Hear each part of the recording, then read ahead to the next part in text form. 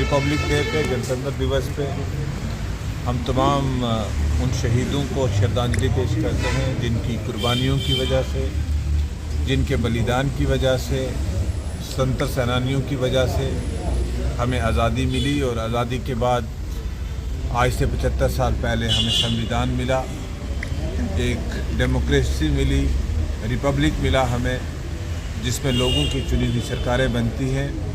और इस मौके पे हम उनको श्रद्धांजलि पेश करते हैं। और उसके बाद 75 सालों में जिन लोगों ने इसको कायम रखने के लिए जो योगदान प्ले किया, जो रोल प्ले किया, इस रिपब्लिक की प्रोटेक्शन के लिए, इस रिपब्लिक को आगे बढ़ाने के लिए, लोगों के फंडामेंटल राइट्स को बरकरार रखने के लिए, हम उनको भी खराज अकीदत पेश करते हैं। उसमें बहुत सारे हमारे पैरामिलिट्री फोर्सेस, पुलिस, आर्मी के लोगों ने भी इस चीज़ को बचाने के लिए अपनी जानें जो हैं वो निछावर की हैं।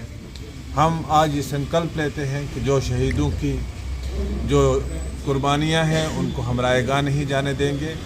हम इसके जो basic structure of Indian constitution है और संविधान है, इसकी रक्षा करने के लिए हम फिर से एक संकल्प लेते हैं और कमिटेड हैं कि हम इस आइन को बरकरार रखने में अपना पूरा योगदान देंगे। मैं तमाम देशवासियों को और जम्मू कश्मीर के वासियों को, जम्मू कश्मीर अपनी पार्टी की तरफ से, ऑर्गेनाइजेशन की तरफ से, लीडरशिप की तरफ से सबको मुबारकबाद पेश करता हूँ। सर, जिस तरह हम इसको उस तरीके से नहीं करना चाहते, लेकिन ये बदकिस्मती की बात है कि पिछले 10 साल से, 75 सालों में से 10 साल तो हमारे जम्मू कश्मीर के ऐसे गुजर गए हैं जहाँ एक basic constituent of the constitution का है, उसको जम्मू कश्मीर के लिए without any return form suspend करके रखा हुआ। यहाँ पे चुनाव नहीं हुए और यहाँ पे लोगों की चुनी हुई सरकार नहीं है।